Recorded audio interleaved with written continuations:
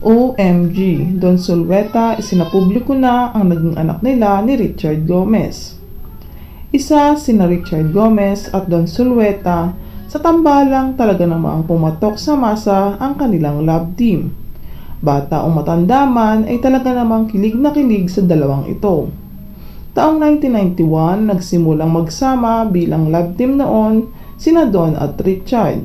Ang teleseryeng Hihintayin Kita sa Langit, dito nagsimulang tangkilikin sila ng masa. 1991 din ang taon kung saan naghiwalay sina Richard at Sharon Cuneta bilang magkasintahan. Naging usap-usapan na si Don umano ang naging dahilan ng hiwalayang Sharon at Richard. Dahil sa simpleng ganda ni Don, nahulog umano ang loob dito ni Richard.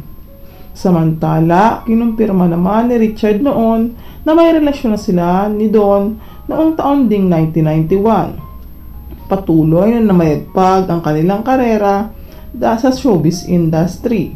Samantala, taong 1993 din nang kumpirmahin ni Don na hiwalay na sila ni Richard.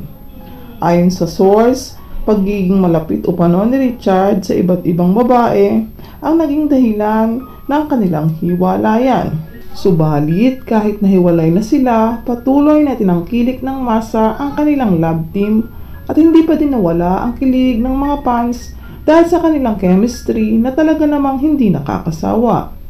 Kahit nahiwalay na sila, nanatili pa ding magkaibigan sina Don at Richard at ito din ang kinatuwa ng kanilang mga fans.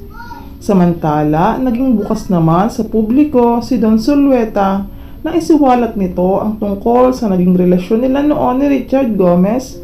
Ayon dito, nagbunga umano ang kanilang pagsasama noon bago pa sila maghiwalay. Taong 1993 sila naghiwalay, ngunit ito din ang taon kung saan nabuntis si Don. Matatandaan kahit na namamayagpag ang karera ni na Richard, ay nagpasya si Don na lumipad patungong ibang bansa at napapabalita na din na buntis umano noon si Don kung kaya nagpasya ito na magtungo papuntang ibang bansa.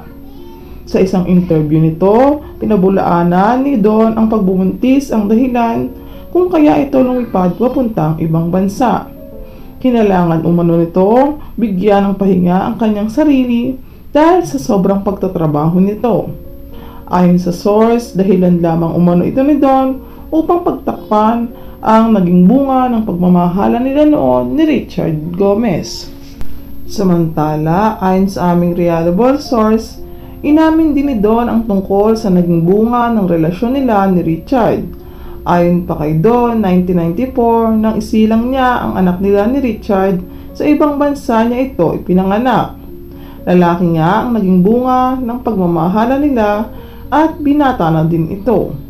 Matagal umanong inilihim ni Don ang tungkol sa naging anak nila ni Richard at panahon na din umano siguro para malaman ng publiko at ni Richard ang buong katotohanan. Hindi umano nagsalita si Don para masira ang pamilya niya at ang pamilya ni Richard dahil unang-una umano, alam umano ng kanyang asawa ang tungkol dito. At wala umanong plano si Don na masira ang pagsasama ni Richard at ni Lucy Torres. Karapatan umano ni Richard na malaman ang buong katotohanan.